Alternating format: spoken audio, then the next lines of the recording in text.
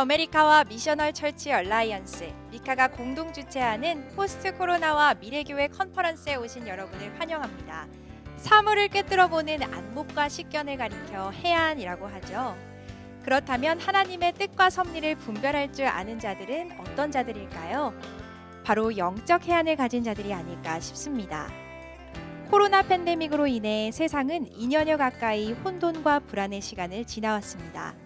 하지만 영적 해안을 가진 자들은 이 시간을 기회이자 축복으로 보았습니다. 그런데 그 일은 그냥 이루어지지는 않겠죠. 익숙함을 넘어 변화를 향해 달리는 민첩함과 담대함이 필요합니다. 그래서 오늘 이 시간에는 뉴노멀 시대와 교회의 과제라는 주제로 코로나 팬데믹 이후 갑작스럽게 당도한 뉴노멀 시대를 맞아 우리의 교회들이 어떤 영적 해안과 대처로 이 시대의 이정표, 세상의 이정표가 되어줄 수 있을지에 대해 함께 나눠보고자 합니다. 이 귀한 주제로 오늘 말씀 전해주실 분은 바로 선한청지기교회 송병주 목사님이십니다. 큰 박수로 모셔보겠습니다.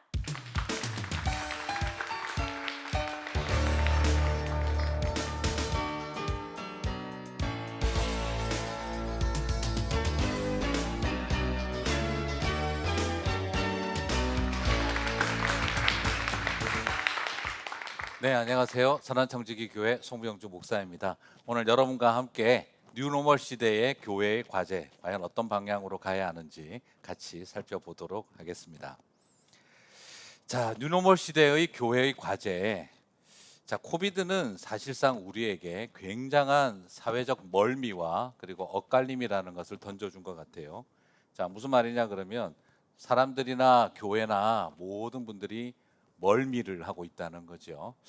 자, 그런데 멀미라는 말이 가지고 있는 특징은 정확하게 말씀드려서 방향이 틀렸기 때문에 멀미를 느끼지는 않습니다. 사람이 멀미를 느끼는 이유는 비정상적 방향으로 갔기 때문이 아니라 비정상적인 속도로 컨트롤할 수 없이 쏠려갔기 때문에 사람들은 멀미를 느끼는 거죠. 다시 말씀드리면 이것이 방향이 틀렸기 때문에 사람들이 멀미를 느끼는 게 아니라 속도가 너무 빨랐기 때문에 사람들이 멀미를 느끼고 있다는 거죠. 다시 말씀드리면 우리는 지금 normal에서 abnormal이라는 시대를 향해 나간 것이 아니라 비정상이라는 시대를 향해 나간 게 아니라 new normal이라고 하는 매우 빠르게 진행되어진 새로운 일상 속으로 들어갔다라고 말할 수 있다는 거죠.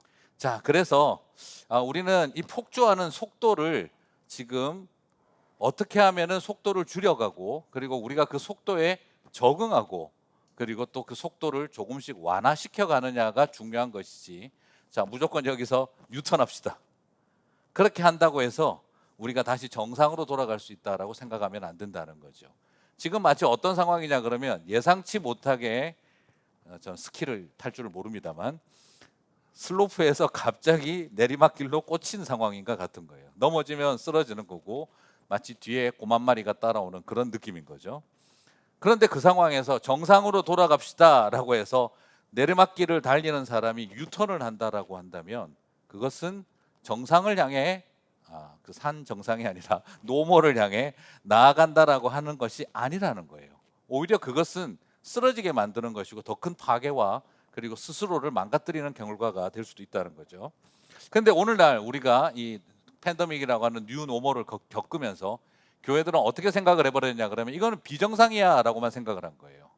그것 물론 비정상적 요소가 분명히 존재하지만 그러나 이것이 뉴 노멀이라고 바라본다면 지금 무작정 옛날처럼 유턴합시다를 강조해서는 될 문제가 아니다라는 걸 발견하게 된다는 것이죠. 자, 그래서 저는 이 사회적 멀미를 경험하고 있는 상황에 너무 멀미가 심하니까 오로지 느끼는 것은 바로 뭐냐면 야, 이제 모든 거 중단하고 그냥 빨리 옛날로 돌아가 버립시다. 그러면 모든 게 끝납니다 라고 생각을 하지만 그러나 저는 그것이 아니라 오히려 사람들로 하여금 새로운 상황과 환경에 적응할 수 있도록 돕는 일을 우리 교회가 더 많이 해야 되지 않을까 생각을 하게 됩니다. 우리는 본질적인 하나님의 변하지 않는 하나님을 붙들고 있지만 시대의 변화를 읽어내는 눈이 있어야 되는데 성경 시대에도 보면 그런 전환기가 있어요. 항상 그 엄청난 전환기가 있을 때마다 하나님의 사람들은 두 가지 성향을 가지고 있습니다. 본질인 하나님을 바로 붙드는 것과 그다음에 두 번째인 시대를 이해하고 따라가는 일. 이 두 가지는 어느 것 하나만 잘해서 될 문제가 아닙니다. 의사 선생님이 사람은 착한데 실력이 떨어지면 사람 잡아놓고 저 착한데요. 이거 아무 의미가 없습니다. 그런데 탁월한 실력을 가지고 있는 의술이 있는데 사람의 마음을 움직이지 못한다면 글쎄 돌아가셔야 되는데 왜 안 죽으실까요? 이런 소리 하고 있으면 그건 또 다른 의미에서 사람을 잡는 이야기죠. 인성과 실력이 겸비가 되어야 하는 것처럼 하나님은 누구신가와 그리고 이 시대는 어떻게 흘러가는가를 동시에 알아야 한다는 거죠. 안타까운 건 오늘날 우리 시대에 하나님을 잘 알고 기도하고 하나님과 직통한다고 생각하는 분들이 시대의 분별력이 떨어지면 아주 무서운 종교가 광적인 모습으로 변질되는 걸 볼 수가 있습니다. 물론 반대로 너무 시대를 안다고 해서 하나님을 몰라버리면 또 다른 극단이 생길 수도 있지만 그러나 우리는 이 두 가지 균형이 매우 중요한 시기에 와 있다라는 걸 보게 되어지죠. 자, 그런 의미에서 성경에는 시대를 안목을 중요하게 여기는 사람들이 있는데 저는 오늘 대표적으로 이사갈 자손들을 좀 소개를 하고 싶어요. 사울의 나라가 망하고 다윗이 다시 새롭게 왕조를 건설하기 시작을 할 때 그때 12지파들마다 이 엄청난 대격변기 왕이 바뀌고 그리고 고대 왕조 국가가 소위 말하는 12지파 연맹체였던 부족 국가 연맹체였던 나라가 이제 드디어 왕조 국가로 바뀌는 대격변기죠. 그때 12지파에서 도와줄 사람들을 뽑았는데 그때 이사갈 자손이 나오는데 역대상 12장 23절을 보면 이렇게 표현해요. 이사갈 자손 중에서 시세를 알고 이스라엘이 마땅히 행할 것을 아는 우두머리 200명이니 그들은 그 모든 형제를 통솔하는 자이며. 자, 다른 지파들은 전부 다 수만 명씩 수천 명씩 수만 명씩 보내요.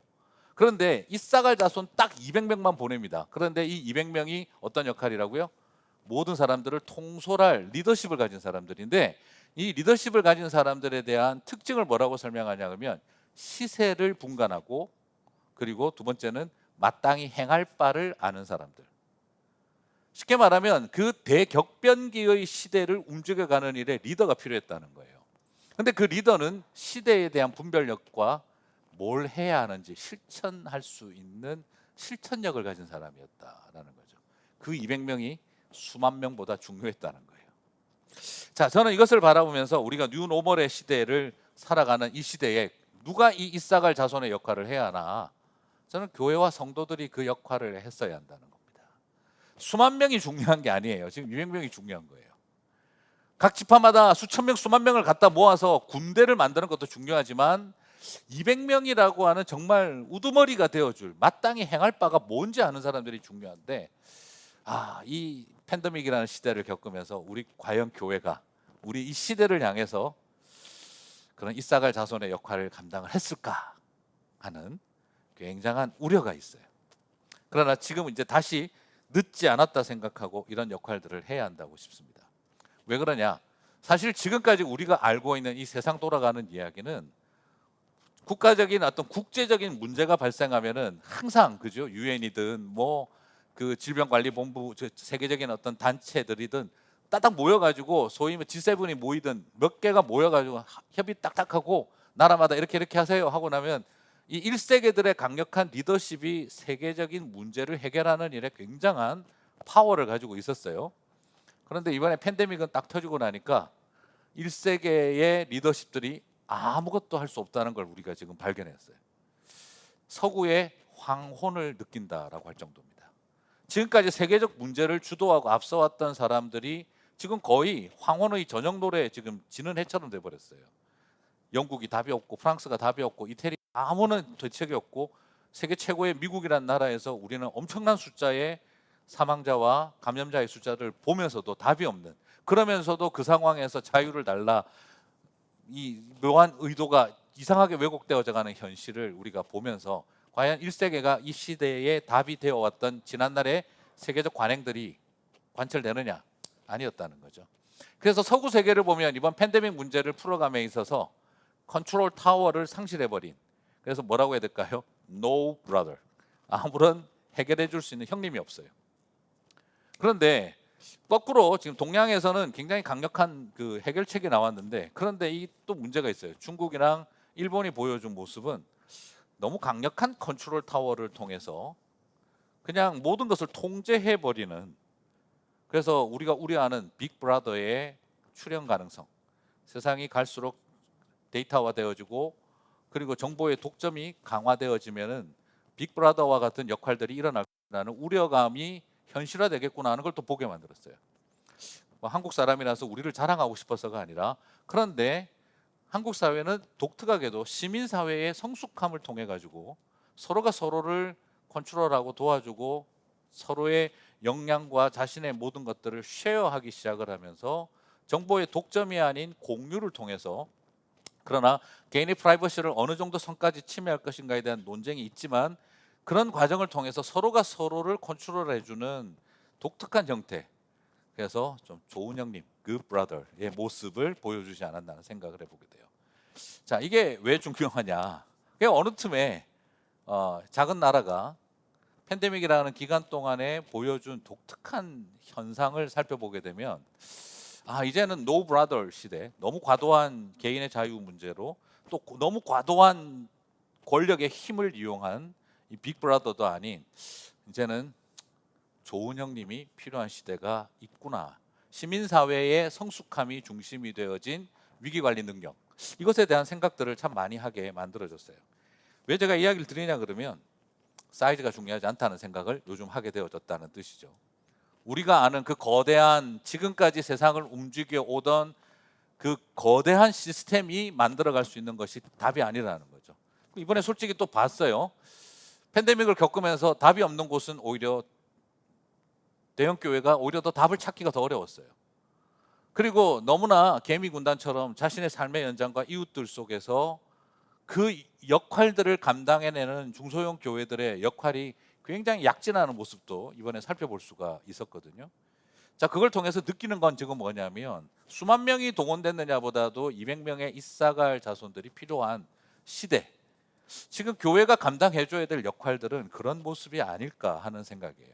세계적인 문제를 세계적인 국가들이 해결할 수 없을 때 어느 틈에 작은 나라들이 그동안 쌓아왔던 개발도상국으로서 힘들었던 전염병의 경험들을 쌓아왔던 사람들이 오히려 더 큰 위기에 해법을 찾아가는 이런 문제였죠. 자, 이런 어떤 시대에 이제 교회는 그럼 어떤 방향으로 가야 하느냐? 자, 저는 이 점에 있어서 이야기하고 싶은 것이 이퀄라이저와 피스메이커의 역할이다라고 교회의 한 과제라고 말하고 싶어요. 팬데믹은 분명히 이퀄라이저의 역할을 했어요. 평균케 했습니다. 무슨 뭐 한 나라의 공주든 수상이든 대통령이든 세계 최고의 대통령이든 누구든 걸릴 수 있다. 그리고 심지어 누구라도 죽을 수 있다 하는 굉장히 강력한 이퀄라이저의 역할을 했어요. 그런데 이퀄라이저의 역할을 하긴 했는데 시간이 흘러가면서 현실은 또 다른 문제를 일으키더라는 거예요. 그게 뭐냐 그러면, 이퀄라이저의 역할을 할 수 있다고 생각했던 팬데믹 시대의 이 코비드 19도 결국 가만히 보니까 이 미국이라는 나라에서만 해도 아프리칸 아메리칸들이 사망자의 42%를 차지하고 있어요. 더더구나 스테이트로 본다면 루지애나와 미시시피에만 68%가 사망자율이, 전체 사망자의 두 스테이트에서 68%가 집중이 되어 있어요. 지금 아마 이제 이건 통계상으로 볼 때는 70%가 넘어가는 단계가 왔다는 거죠. 다시 말씀드리면 우리가 여기서 발견하게 되어지는 하나의 특징은 이퀄라이저로서 누구나 걸리는 게 코비드 19인데, 그런데 실제로 결과는 이 또한 역시 불평등 구조의 또 한 요소가 되더라는 거죠. 그러면 이제 교회가 어떤 역할을 해야 하느냐? 이제 교회가 이제 감당해줘야 될 일들이 바로 뭐냐면, 이런 팬데믹 시대에 사회적으로 소외될 수밖에 없는 사람들을 향해서 교회가 이퀄라이저의 역할, 평균케 하는 역할들을 해주는 일. 그건 정부의 국가의 돈으로 가능한 것만이 아니라 교회가 가지고 있는 인프라와 그리고 휴먼 리소스들을 정말 동원해서 사회적 소외 그룹들이 비참해지지 않게 하는 일을, 그것을 같이 공공성에 대한 영역에 대한 관심을 가져야 될 필요가 왔다는 거예요. 온라인의 시대가 왔다라고 하지만 사실 온라인의 시대 때 당연히 누구나 다 그렇게 하겠지 생각했지만 정작 가장 소외된 사람들은 장애인들과 또 노숙자들과 그리고 노인 그룹들은 도저히 이 혜택을 받을 수가 없는 상황 가운데 있었다라는 거죠. 그래서 그건 정부적인 관점에서 뭔가를 풀어가는 문제가 아니라 시민사회의 영역 속에 교회가 함께해서 어떻게 하면은 노인들을 향해서, 어떻게 하면 장애인들을 향해서, 그리고 우리가 생각하지 못했던 이 블라인드 스팟에 존재하는 사람들을 향해 우리가 평균케 하는 사람들의 역할을 할 수 있을까? 여러분, 이것이 굉장히 중요한데요. 오늘날 우리 시대가 자꾸 좀 영향을 받다 보니까, 이념적 영향을 받다 보니까 이게 무슨 좌와 우의 논리로 접근하는 경우가 굉장히 많은데요. 전혀 그럴 수가 없어요. 예. 이것은 오히려 이념의 논리의 대상에서도 빠져 있는 분들입니다. 이념의 논리에서 중요한 건 장애인들이 아니에요. 오히려 이념의 논리에서 중요한 건 노숙자는 중요하지 않아요. 혁명적인 어떤 전쟁, 혁명적인 어떤 싸움에 도움되는 집단들이 아니에요. 우리가 여기서 심각하게 생각해야 될 부분들은 사회 공동체가 이 약자들에 대한 고리를 잊어버리면 큰일 나는 거예요. 여러분, 이번에 많이 보지 않았습니까? 미국이 아무리 백신을 생산하고 아무리 우리가 잘 해놔도 어디서 들어옵니까? 백신을 맞지 못한 제3세계권에서 계속 바이러스가 퍼지면 팬데믹 문제는 해결이 나지를 않아요. 다르게 설명하면 이것은 어떤 이념의 관점에서 접근할 문제가 아니라 우리가 같이 케어하지 않으면, 뭐냐면 여러분 예전에 그런 이야기 아시죠? 아무리 강력한 쇠밧줄을 만들어도 어딘가 끊어집니다. 강한 데가 끊어집니까? 약한 데가 끊어집니까? 99개가 튼튼해도 고리 하나가 약하면은 이건 끊어진 못 쓰는 것이 됩니다. 약한 고리에 대한 개념을 자꾸 그들이 당연하지, 게으르니까 뭐 못 사니까 이런 논리로 접근해 가지고는 될 문제가 아니라는 거예요. 이게 공동체 전체를 파괴할 수 있다라고 하는 약한 고리에 대한 마음을, 이걸 잊어버리면 안 된다는 거예요. 우리가 그냥 무시해 버리고 있는 사회 저소득층의 자녀들, 걔들이 나중에 방치된 상태로 내버려 두면 범죄율이 높아질 가능성이 굉장히 높아지죠. 그러면 우리가 할 일은 경찰력을 강화시키고, 그리고 법에 대해서 재판을 강력하게 시행하고, 그리고 제의를 늘리면 범죄율이 줄어들까요? 아니면 사회 저소득층의 자녀들이, 거리의 아이들이, 아니 길거리 문화를 변화시키고 도와줄 수 있는 그 고리 문제를 해결하기 위해서 같이 함께 머리를 맞대는 일이 필요할까요? 교회가 풀어가야 할 이퀄라이저의 역할은 이제 또 다른 관심의 영역인데, 우리는 자꾸 그런 문제를 이념의 논쟁으로 이해를 한다거나 아니면 현실적인 다른 대안을 찾겠다고 하기 위해 경찰력을 강화해라, 그리고 감옥을 더 만들어라, 그리고 법을 더욱 무섭게 집행하라, 이것이 해결책이 될 수도 있겠지만, 근원적인 접근을 풀어간다는 건 우리가 함께 사회의 약한 고리를 끌어안는 작업들을 하지 않으면 이건 어떤 의미에서 우리 안에 해결되지 않는 이슈로 계속 문제를 남기겠다는 말과 같다는 것입니다. 그런 의미에서 교회는 이 피스메이커 역할을 해야 돼요. 그리고 과거에 이 굉장히 재미난 이야기는 아닌데 굉장히 충격적인 도전적인 이야기가, 한 과거의 어떤 선각자가, 이 스토리가 있어요. 현자가 도시를 초토화시킨 질병을 그 도시 입구에서 만났어요. 그래서 그 현자가 그 질병에게 물어봅니다. 너는 어떻게 1만 명이 모이는 도시를 폐허로 만들어 놓을 수가 있느냐? 그러자 그 질병이 말합니다. 저는 1만 명을 죽인 적이 없습니다. 아니 지금 이 1만 명이 지금 죽어서 온 도시가 폐허가 됐는데 너는 어떻게 그런 말을 할 수 있니? 전 단지 200명을 죽였을 뿐이에요. 그런데 지네들끼리 못 믿어가지고 미워하고 서로 혐오하고 배제하고, 그리고 잘난 사람들은 잘난 사람들끼리, 있는 사람들은 있는 사람끼리 서로를 그냥 없는 사람들 무시하고 서로 갈라져서 싸우더니 나중에 다 죽더군요. 전 단지 200명만 건드렸을 뿐이에요. 10,000명은 제가 건드리지 않았습니다. 9,800명은 자기들끼리 죽였습니다. 자, 이런 상황에 던지는 이 일러스트레이션의, 이 예화의 도전이 뭘까요? 팬데믹이 문제다? 아니면 우리가 문제다? 우리 안에 있는 두려움이, 우리 안에 있는 혐오, 우리 안에 있는 집단에 대한 배제의식, 환대를 잃어버리고 어떻게 하면 함께 서로 더불어 살아갈까를 무시해버린, 그래서 우리끼리 우리만 잘 살면 된다라고 하는 이 생각이 어떻게 전체를 파괴시키는지를 보여주고 있는 하나의 일러스트레이션이에요. 난 단지 200명만 죽였을 뿐, 그런데 9,800명은 자기들끼리 죽였다라는 거죠. 자, 이것을 바라볼 때 우리는 뭘 해야 되느냐? 재난 이후에 희생양을 찾으려고 애쓰는 우리의 모습. 누구 때문인데 범인을 잡으려고 너무 원인을 파악하는 것과 무조건 범인 잡아라 하는 이야기가 자칫하면 뭐가 될 수 있습니까? 로마에 불지르는 인간들이 누구냐? 기독교인들이다. 그래서 우리는 무지막지한 인종 청소와 혐오와 그리고 그것으로 인한 살인적인 죽음 앞에 서야 했던 역사적 경험을 가지고 있습니다. 이럴 때 더 중요한 건 뭐죠? 화합과 평화와 그리고 용납과 사랑. 자, 우리가 로마식 접근의 피해자였는데 우리가 로마와 같은 가해자가 된다면 이건 역사를 거꾸로 가는 것과 같다는 것이죠. 자, 이런 의미에서 우리의 관심은 온전한 의미의 이퀄라이저와 피스메이커의 삶을 선택하는 게 교회가 가져야 할 과제가 아닐까. 그리고 두 번째로 생각을 해보는 것은 생태 환경 그리고 가정과 이웃에 대한 관심. 이 전제 속에서 이번에 생태와 환경의 문제를 봤잖아요.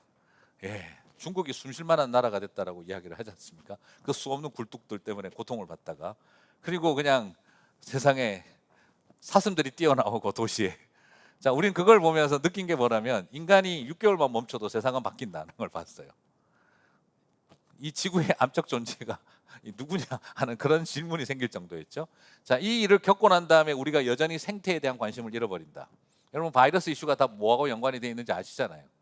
사람과 가까이 할 수 없는 동물들이, 박쥐가 같은 것이 생태계가 파괴되다 보니까 먹기 위해서 사람 주변으로 오게 되고, 그것이 결국에는 사람에게 감염의 한 요인이 되는 형태로 그 고리들을 많이 설명하지 않습니까? 이런 일을 겪으면서도 우리가 생태에 대해서 여전히 무관심하다. 그건 배운 게 하나도 없다는 거죠. 생태와 환경의 문제, 이것을 또 역시 이념으로 접근하면 안 됩니다. 이게 공화당의 이슈냐 민주당의 이슈냐 접근할 문제가 아니라는 겁니다. 그리고 또한 동시에 생각해야 할 것은 이제 우리가 가정과 이웃입니다. 팬데믹을 통해서 우리가 얼마나 가정에 대해서 취약한지를 발견했어요. 같이 살기 힘들어요. 재택근무가 아니라 와, 이건 지옥이다 막 이러는 사람들도 있고, 쉽지 않아요, 그죠? 내가 이렇게 인내심이 없는 사람이었구나 하는 것도 알게 됐고, 애가 학교 생활 어떻게 하는지 내가 알 것 같다 하는 느낌이 집에서 온다는 거죠. 선생님이 갑자기 이해가 가기 시작한다 막. 그리고 우리 아빠가 어떤 분이신지 회사에서 알 것 같다 막 이런 분위기가 애들이 많이 나온다고 할 정도죠. 자, 우리는 이걸 통해서 우리는 가정의 문제를 직면했습니다. 그리고 오늘날 교회는 이웃을 등한시한 덕택에 오늘날 교회는 가장 지금 신뢰할 수 없는 집단으로 평가가 되어졌습니다. 지난번에 나왔는데 통계상으로 보고 제가 충격받았어요. 한국 정치인들보다 교회에 대한 신뢰도가 낮았습니다. 이건 충격이었습니다. 자, 이것이 우리에게 던져주고 있는 효과는 뭘까요? 이건 뭘 의미하는 걸까요? 그 덕택으로 인해서 우리에게 일어난 일은요, 비기독교인 사회인들이 뭐가 되게 만들었느냐면 반기독교인 사회인으로 만들어버렸어요. 그전에는 그냥 비기독교인이었어요. 근데 팬데믹을 겪으면서 비기독교인들이 기독교인이 된 게 아니라 팬데믹을 겪으면서 반기독교가 돼버리셨어요. 오늘 이것이 우리에게 주는 도전은 바로 이겁니다. 이웃을 잃어버린 교회는 하나님을 잃어버렸느냐가 중요한 것처럼만 생각할 때 어느 틈에 이웃을 잃어버린 교회는 이 세상의 존재 가치를 잃어버린 모습처럼 되어버렸고, 한국의 정치인들보다 신뢰도가 떨어지는 자리에 오게 됐다는 우리의 민낯을 직면하게 만들었다는 거죠. 자, 이런 의미에서 우리는 다시 한번 이웃에 대한, 이웃과 함께하는 교회, 그래서 우리는 이민교회지만 동시에 선교적 교회라고 하는 것을 어렵게 설명하지 말고, 선교적 교회는 어려운 것이 아니라 이민교회지만 뭐가 되는 것이냐, 커뮤니티 처치. 우리는 이미그런트 처치지만 커뮤니티 처치, 우리는 지역 공동체 교회가 되는 일이 우리에게 너무나 중요해졌다라는 걸 발견하게 되어집니다. 자, 중요한 과제들이 많이 있죠. 언택트와 언택트의 시대에 우리는 다시 커넥트를 생각해야 한다. 이게 뭐냐면 컨택트가 아닌 커넥트를 생각해야 한다. 언택트라고 하는 것은 이제 더 이상 접촉하면 안 되는 시대지만, 그러나 언택트 속에서도 우리가 계속 추구한 것이 뭡니까? 그건 커넥트였어요. 그래서 언택트는 하나의 방법론이지 그게 본질은 아닙니다. 사람들은 언택트를 통해서 고립을 선택했느냐? 아닙니다. 언택트를 통해 다른 방법으로 끊임없는 커넥트를 하기 위해서 애를 썼습니다. 그래서 우리는 컨택트보다 더 중요한 것은 커넥트다라고 하는 이 개념을 절대 잃어서는 안 된다라는 걸 보게 되고, 교회가 이 부분에 집중을 해야 된다는 거죠. 그래서 온라인이냐 오프라인이냐 이런 논쟁이 중요한 게 아니라 어떻게 하면 우리는 커넥트를 할 것인가, 연결할 것인가를 생각해야 합니다. 그리고 이제는 교회가 그 공공성에 대한 이야기 같이 했는데요. 자, 사실 참 너무 안타까웠어요. 사실 교회는 이 공공성을 잃어버리고 접근하다 보면은 세상으로부터 지탄의 대상이 되죠. 근데 이게 왜 안타까우냐 그러면, 교회는 코비드 19에 대해서, 바이러스에 대해서는 취약합니다. 집단 감염에 위험한 곳이에요. 그래서 교회는 모이면은 위험하다라고 하는 인식들이 분명히 존재하고 있습니다. 그런데 한편으로는 코비드 19에 대해서는 교회는 위험한 곳이지만, 그러나 코로나 블루에 대해서는 교회가 가장 필요한 곳입니다. 그건 병원이 해결해 줄 수 없어요. 병원에 가면 코비드 19 걸릴 위험성이 가장 크지만 사람들은 병원을 갑니다. 병원에 가는 이유는 그래도 다른 것 때문이죠. 그러면 교회는 어떤 곳입니까? 코비드 19에 걸릴 위험성이 크지만, 그러나 코로나 블루를 해결해 줄 수 있는 건 교회라는 생각을 명확하게, 이 두 가지 사이에서 우리는 긴장을 잘 유지해야 될 필요가 있었어요. 그래서 오히려 코비드 19에 대해서 교회는 더 높은 이유를 가지고 모이는 것을 절제해야 될 이유가 있었습니다. 그죠? 왜요? 생존을 위해 월요일부터 토요일까지 출근하고 비즈니스하러 나가야 되시는 분들이 교인들 중에 많습니다. 그분들에게 하루만큼이라도 가정에서 그 위험으로부터 좀 자유할 수 있게 만들어주는 일. 그래서 괜찮아요. 교회에 예배드리는 일이 너무 소중하지만 단 하루라도 그분들에게, 가족들하고 마음 편안하게 감염의 위험으로부터 벗어나게 만들어줄 수 있는 환경을 제공하기 위해 온라인 서비스를 하는 일. 그건 살아남기 위해 온라인이라는 테크닉을 사용하는 게 아니라 치열한 성도들의 삶을 품어내는 교회의 마음이 있어야 합니다. 만약 그 마음을 잃어버린 채 우리 시대의 테크닉으로 생각을 했다면 그건 아무 의미가 없는 겁니다.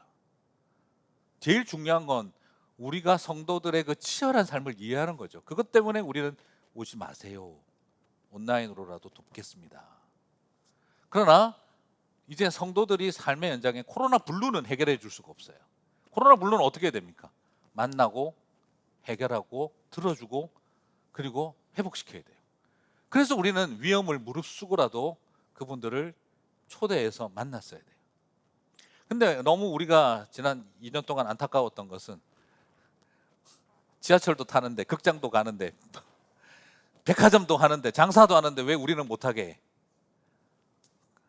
그렇게 말하는 순간 교회는 뭐가 돼버린 거죠? 영업장이 돼버린 겁니다. 비즈니스가 돼버린 거예요. 더 높은 이유를 말했어야죠.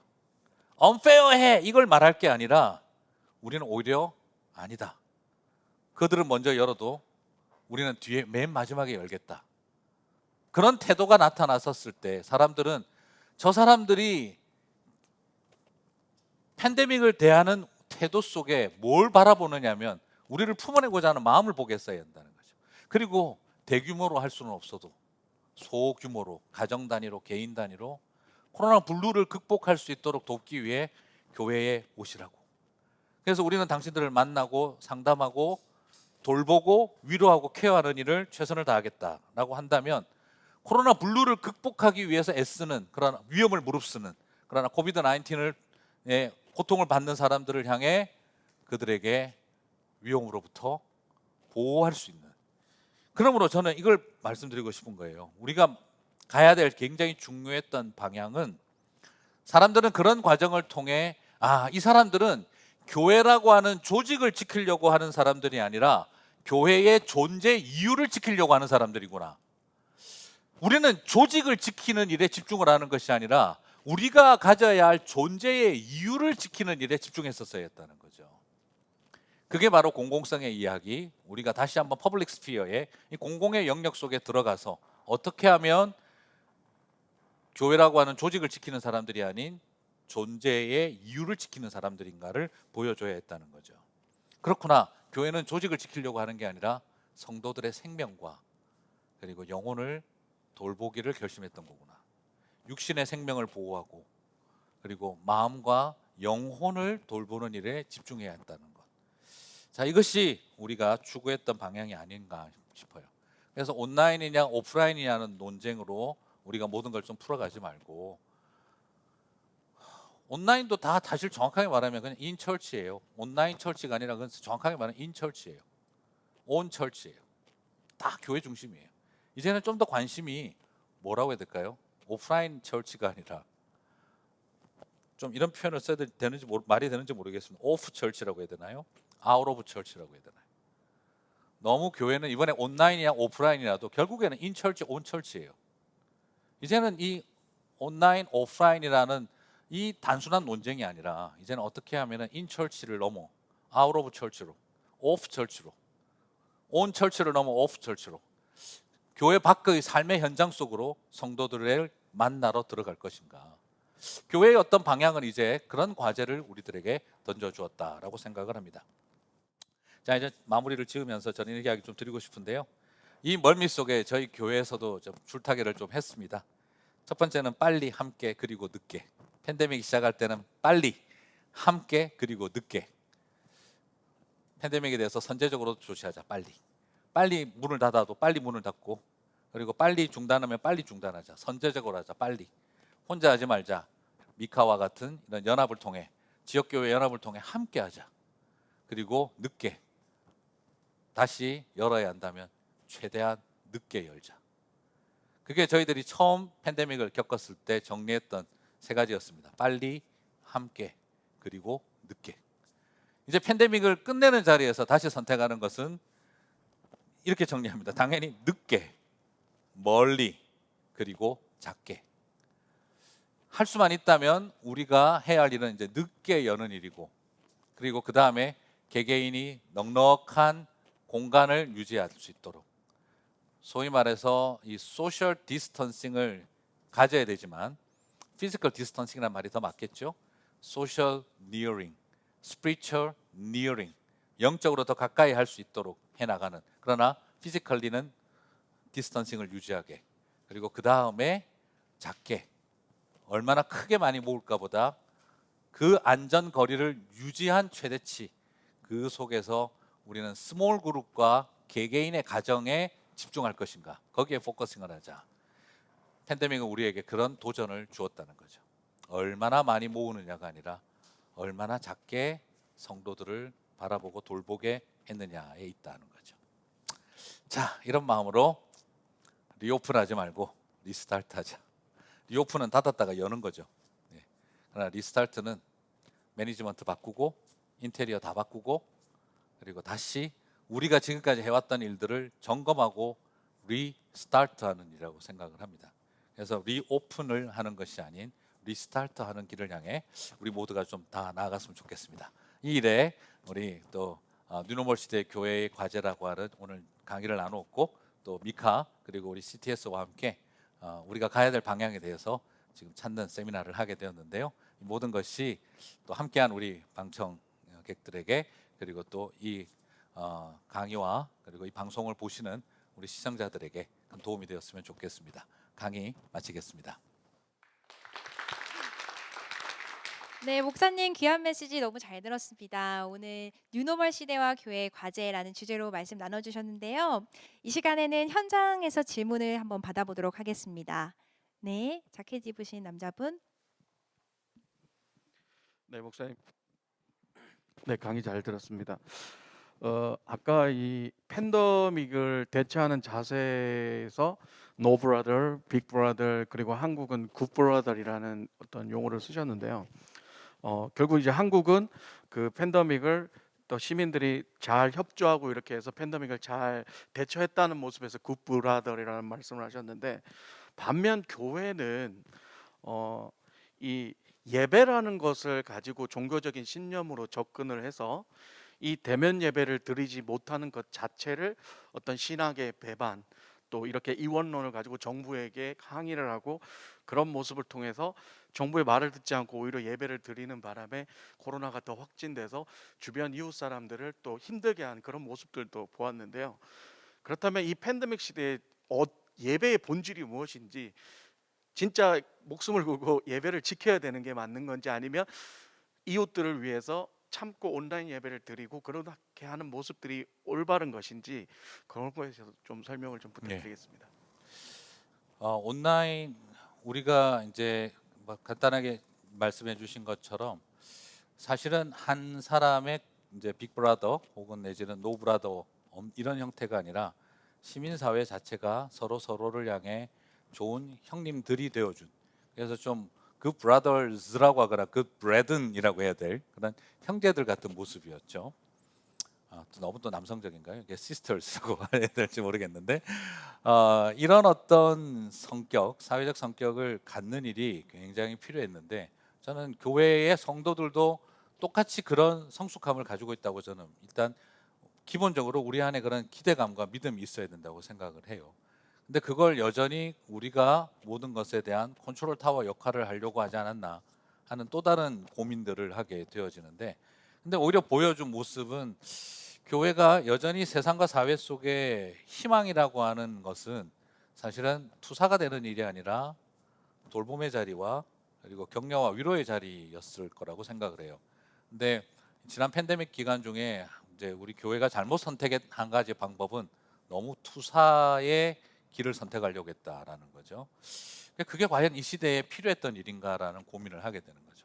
어떻게 하면 더 카운셀러의 역할을 하고, 그리고 또 지혜 있는, 말 그대로 성령께서 보여주신 보이사의 역할이었을 텐데, 자, 이 점을 좀 우리는 반성을 해야 된다고 저는 생각을 하고요.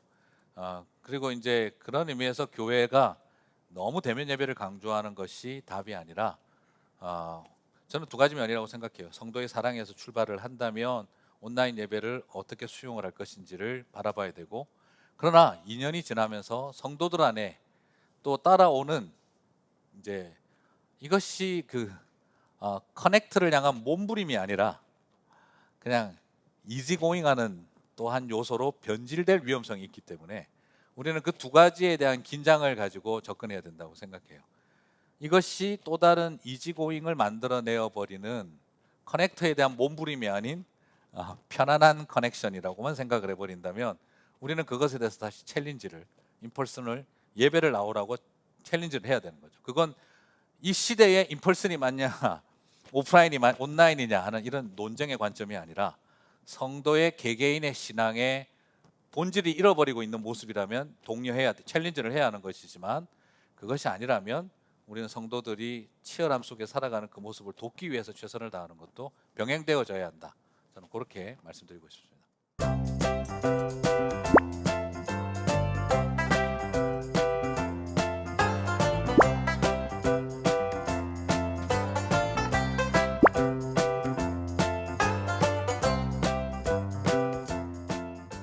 네, CTS 아메리카와 미셔널 처치 얼라이언스, 미카가 공동 주최하는 포스트 코로나와 미래교회 컨퍼런스, 뉴노멀 시대 교회의 위대한 모험.